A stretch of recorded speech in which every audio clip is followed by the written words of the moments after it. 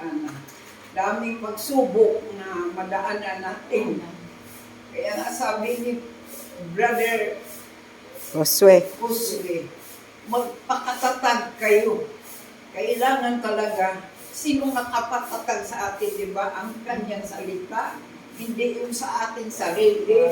Dahil babagsak tayo kung aasa tayo sa ating sarili dahil lahat tayo may mga kahinaan. Walang tao na hindi mahina. Kaya kailangan ng Panginoon. Kaya nga sinabi dito sa binasa ni Limlin, think what is pure, what is holy, what is noble, what is right. Kailangan talaga ang ating isip malinis. Kasi minsan tayo talaga, ako noon pag makita ko ng taong para bang takot yung mukha niya, pag nanakaw ito, ganun ba ba? Baka maano, ganun ba? Pero anong sinabi ng salita ng Diyos? Kailangan ka malinis ang isip mo dahil malinis simula sa puso dito sa isip natin ano ang ating isip sa Panginoon talaga na kailangan malinis ang puso mo, pure, what is holy, what is noble ka, dapat basta Bisaya ang nabasa.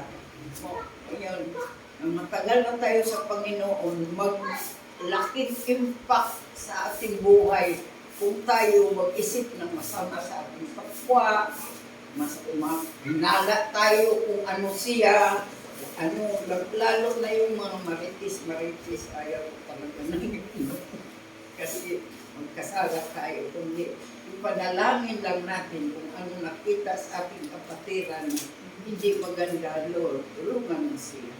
Dahil kung wala ka, wala naman kami nagawa. At saka yung ginagawa sa ating subok na natin, kung ano kabuti ang Diyos sa buhay natin.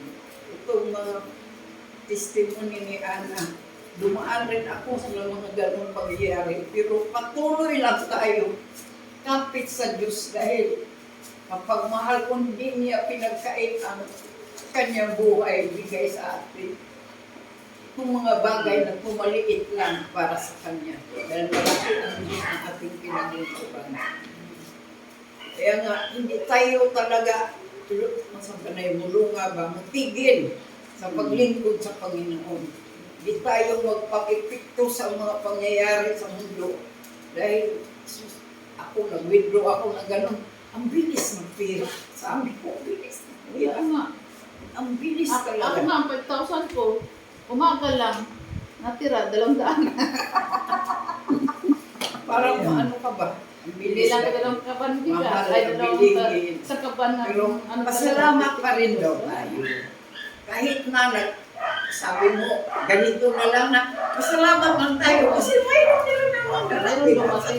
Hindi tayo pabayaan ng Diyos. Kung palagi tayo nakadut-dut ba? Nakadikit palagi sa kanyang salita. Talaga ang power, the word of God, ano yun sa ating buhay. Kaya nga, pasalamat lang ang gusto ng Panginoon. Hindi yung reklamo ka, ano ba to, ano ba yun? Huwag. Dahil andyan yung Diyos. Basta ikaw, palagi kang nakakapit sa kanyang salita, the power of God, word of God, mag-reflect dito sa ating buhay. Dati, ang bigat talaga ng problema. Parang pero Parang pag parang kang hindi mo na kaya, pero pag ang word of God, mo sa isip mo, come unto me, all those who are heavenly living, and I will give you rest. For my yoke is easy and my burden is light.